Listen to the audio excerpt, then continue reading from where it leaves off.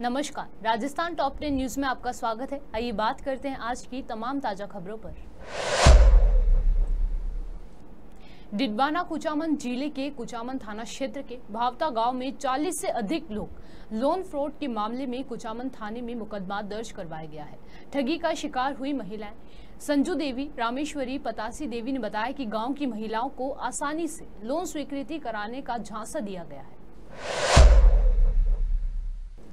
प्रदेश में मिलावट के खिलाफ निरंतर अभियान चलाए जा रहे हैं। मंगलवार को खाद्य सुरक्षा एवं औषधि नियंत्रण आयुक्त इकबाल खान के निर्देशन में मुहाना मंडी क्षेत्र में खाद्य तेल कारोबारी की यहां कार्यवाही की गई। कार्यवाही के दौरान मुहाना मंडी के 6,683 एवं निवाई स्थित फैक्ट्री पर 6,000 लीटर खाद्य तेल सीज किया गया है।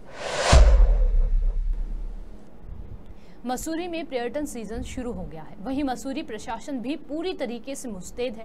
मसूरी एसडीएम डॉक्टर दीपक सैनी ने मंगलवार को पर्यटन सीजन से संबंधित विभागों के अधिकारियों के साथ मसूरी नगर पालिका सभागार में बैठक की। उन्होंने अधिकारियों को कार्यों को जल्द पूरा करने के निर्देश भी दिए। मसूरी एसडीएम ने अधिकारियों से कहा कि किसी भी प्रकार की लापरवाही बर्दाश्त नहीं की जाएगी। उन्होंने अधिकारियों को पर्यटन सीजन से संबंधित सभी कार्यों को जल्द पूरा करने के निर्देश भी दिए। सूरतगढ़ कांग्रेस पार्टी के पदाधिकारियों व कार्यकर्ताओं द्वारा शहर में दिनों दिन बढ़ रही चोरियों व नशों की रोकथाम के लिए पुलिस उप अधीक्षक को ज्ञापन सौंपा गया। कांग्रेस पार्टी के पदाधिकारी व कार्यकर्ताओं ने शहर में बढ़ती चोरियों व नशा की रोकथाम के लिए उप अधीक्षक को ज्ञापन सौंपा है। एसडीआरएफ डीआईजीपी राजेंद्र कुमार के निर्देशन एवं राजेंद्र सिंह सिसोदिया के नेतृत्व में 98वें महानिरीक्षक सम्मेलन 2023 की सिफारिशों की अनुपालना में न्यूक्लियर एवं रेडियोलॉजिकल आपदाओं से निपटने के संबंध में एसडीआरएफ बटालियन मुख्यालय पर एक मॉक ड्रिल का आयोजन किया गया। करौली जिले में दिल दहला देने वाली वारदात सामने आई है। हिंडौन सिटी के नई मंडी थाना क्षेत्र की एक मूक बधिर आदिवासी नाबालिग बेटी को दरिंदों ने रेप के बाद जिंदा जला दिया। गंभीर हालत में झुलसी पीड़िता 10 दिन तक जिंदगी और मौत से जंग लड़ती रही, जिसने सोमवार को जयपुर में उपचार के दौरान दम तोड़ दिया। मामले में पुलिस की ओर से समुचित कार्यवाही नहीं होने पर परिजनों ने रोष जताया है। मंगलवार को परिजनों ने आरोपियों की गिरफ्तारी की मांग को लेकर टोडा भीम में उपखंड अधिकारी व पुलिस अधीक्षक को ज्ञापन भी सौंपा है। राजस्थान में हाल ही में कांग्रेस नेता अमीन पठान के फार्म हाउस पर वन विभाग द्वारा कार्यवाही की गई। अब इसके बाद कोटा बूंदी सीट से कांग्रेस प्रत्याशी प्रहलाद गुंजल के खिलाफ मामला दर्ज किया गया है। बताया जाता है कि रानपुर थाने में अवैध खनन, पत्थर का अवैध संग्रहण करने सहित अन्य धाराओं में प्रहलाद गुंजल और उनके भतीजे लोकेश गुंजल के खिलाफ मामला दर्ज किया गया है।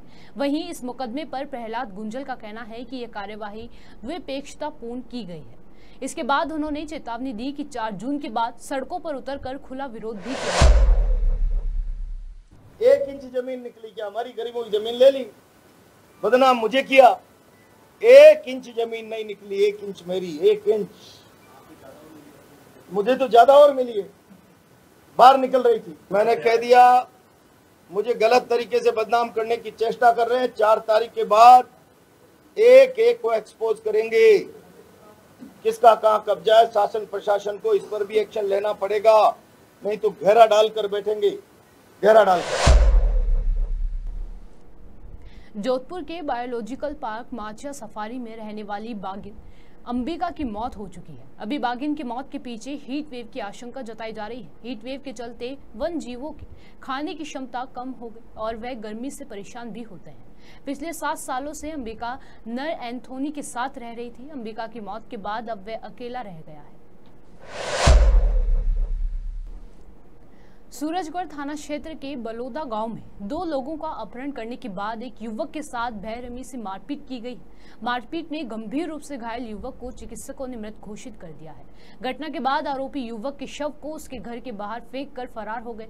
पुलिस ने इस मामले में 5 नामजद आरोपियों को गिरफ्तार भी कर लिया है। साथ ही युवक के साथ बेरहमी से मारपीट का एक वीडियो भी सामने आया है। 14 मई को करीब शाम के 5-6 बजे के आसपास हमारे पास सूचना आई कि बलौदा में एक व्यक्ति जिसकी आइडेंटिटी रामेश्वर वाल्मीकि के नाम से की गई, उसकी लाश को कोई उसके घर के बाहर पटक के चला गया है। इस सूचना पर हमने तुरंत FIR दर्ज किया और घटना की गंभीरता को देखते हुए 3 स्पेशल टीमों का गठन किया गया। हमारी DST थी और सूरजगढ़ थाना के हमारी एक अलग टीम थी और इन तीनों टीमों को एक्टिवेट किया गया और जैसे जैसे सूचना आई इनको वहाँ पर भेजा गया। इस पूरे घटनाक्रम में अभी हमने टोटल 6 लोगों को गिरफ्तार किया है, जिसमें से एक नाबालिग है। और ये जो पूरा घटनाक्रम हुआ इसमें ये बात अभी सामने आई है कि 2 आरोपी, एक नाबालिग और एक चिंटू मेघवाल नामक जो आरोपी है, इन दोनों ने अपनी बाइक पर 2 व्यक्ति, एक जो मृतक है रामेश्वर वाल्मीकि और इसके साथ एक इसका जान पहचान का आदमी था जेठू राम करके, इन दोनों को अपनी बाइक पर बैठाया। ये 14 तारीख के दिन की बात है और बाइक पर बैठाकर एक पास के गोदाम में ले गए और वहाँ पर इनके साथ मारपीट की। मारपीट करने के बाद कुछ देर के बाद ये जो मृतक है ये बेहोश हो गया था। तो जब ये बेहोश हो गया तो फिर ये जो आरोपी थे ये इसे हॉस्पिटल में भी लेकर गए सतनाली में, मगर वहाँ पर जाकर इसे मृतक घोषित कर दिया गया और उसके बाद फिर उसकी बॉडी को फिर इसके घर के बाहर इन्होंने छोड़ दिया। जैसा मैंने बताया कि टोटल 6 गिरफ्तारियां इसमें की है, जो 2 व्यक्ति जो लेकर गए और इसके अलावा गोदाम में जिन्होंने या तो मारपीट की इसके साथ डायरेक्टली या फिर जो वहाँ मौजूद थे जिन्होंने घटना में सहयोग किया डायरेक्टली या इनडायरेक्टली, उन सबको हमने मुलजिम बनाया। टोटल 6 गिरफ्तारियां इसमें की हैं। उनके नाम हैं चिंटू राजपूत है, फिर प्रवीण कुमार है, एक और प्रवीण है, प्रवीण मेघवाल, एक चिंटू मेघवाल है, एक सतीश मेघवाल है और एक नाबालिग को निरुद्ध किया है। टोटल 6।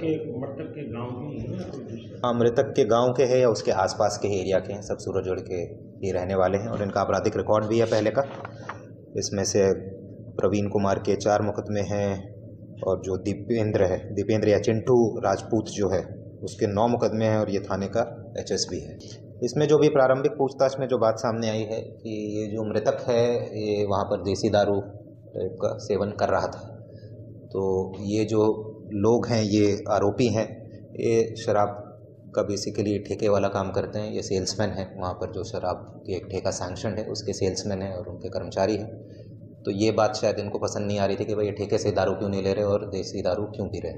तो उसी बात पर ये उठा कर ले गए थे और अभी तक जो प्रारंभिक जो सामने आया है कि उद्देश्य ऐसा नहीं था कि इसे मारा जाए, वो तो मारपीट करने के उद्देश्य से लेकर गए थे।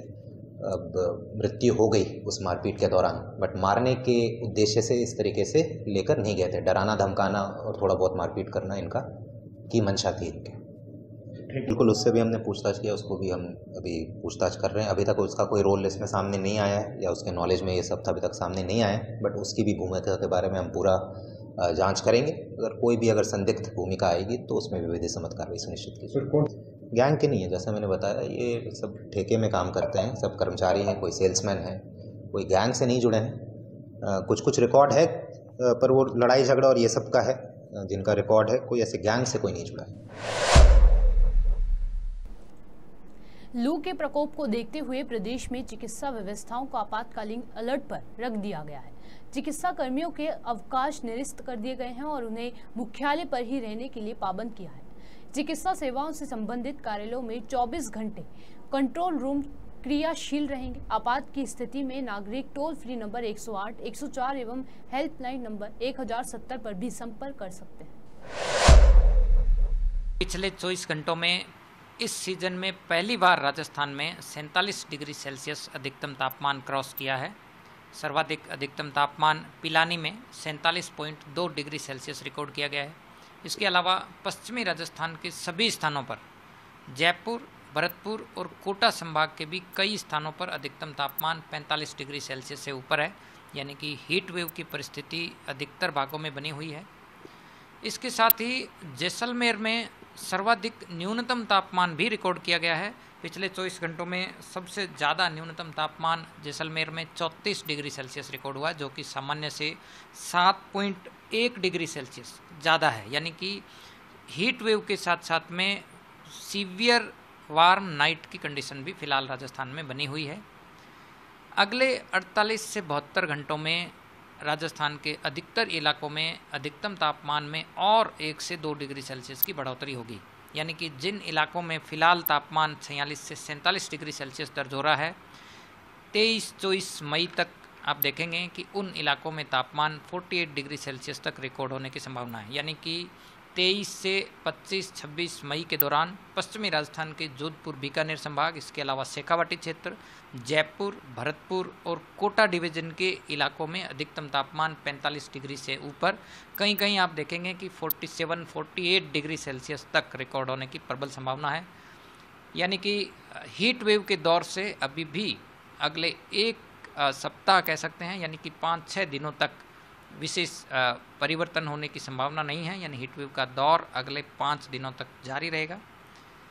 हीट वेव के साथ साथ अगले 4-5 दिन राजस्थान के कुछ भागों में रात्रि न्यूनतम तापमान भी सामान्य से 3 से 5 डिग्री सेल्सियस ऊपर रहेगा, यानी कि heat wave, severe heat wave और कहीं कहीं वार्म नाइट की कंडीशन, और देखेंगे तो साउथ वेस्ट राजस्थान में कहीं कहीं सीवियर वार्म नाइट की परिस्थिति अगले 5 दिनों तक बनी रहेगी। मौसम विज्ञान केंद्र जयपुर की ओर से राजस्थान के कुछ भागों में अगले 5 दिनों के लिए सीवियर हीट वेव और वार्म नाइट के लिए रेड अलर्ट जारी किया गया है। फिलहाल राजस्थान के मिड और अपर ट्रोपोस्फेरिक लेवल में एक एंटी साइक्लोनिक सर्कुलेशन बना हुआ है। इसी के प्रभाव से अगले 4-5 दिनों तक हीट वेव का दौर राजस्थान में जारी रहेगा। इसके साथ ही वायुमंडल के निचले स्तरों में बंगाल की खाड़ी से आने वाली पूर्वी हवाओं के प्रभाव और इंटेंस हीटिंग की वजह से दोपहर के समय या शाम के समय आप देखेंगे पूर्वी राजस्थान में छुटपुट इलाकों में थंडर डेवलपमेंट की भी संभावना है। चूँकि सफिशिएंट मॉइस्चर अवेलेबल नहीं है, इसलिए ड्राई थंडरस्टॉर्म होने के ज़्यादा चांसेज है। बारिश का अमाउंट जो है वो काफ़ी कम हो सकता है। कहीं कहीं स्ट्रॉन्ग गस्टी विंड्स जो है वो थंडरस्टॉर्म के साथ में हो सकती है, खासकर पूर्वी राजस्थान के कुछ भागों में, जयपुर, इसके अलावा भरतपुर और कोटा डिवीज़न, अजमेर डिवीज़न में कहीं कहीं आइसोलेटेड पॉकेट्स में जो है वो थंडरी डेवलपमेंट। राजस्थान टॉप 10 न्यूज़ में आज के लिए सिर्फ इतना ही। देखते रहिए पॉपुलर टीवी। धन्यवाद।